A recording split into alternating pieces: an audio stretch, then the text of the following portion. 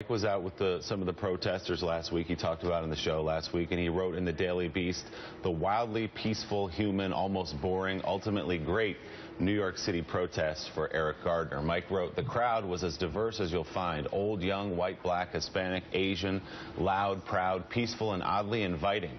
A company of police officers surrounding the floating protesters.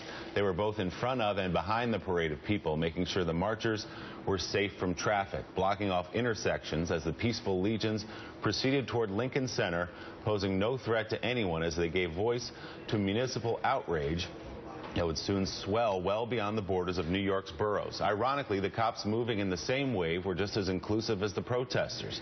Young, middle-aged, white, black, Asian, and Hispanic. Their every step non-threatening, their eyes non-judgmental. It was a pretty remarkable week last week, wasn't it? Yeah, well, Willie, you were out there too in the Upper West Side, and it was striking, Joe and Nicole. It really was. The contrast between the cops in uniform, the protesters, all of them peaceful, all of them in an odd way, as I pointed out, kind of inviting. You saw them and you wanted to participate. The cops were just the same. There was actually some humor going on between the protesters and the cops, but it was a nice moment and a valuable moment, I think, for people to observe. This was not, people looting, shouting.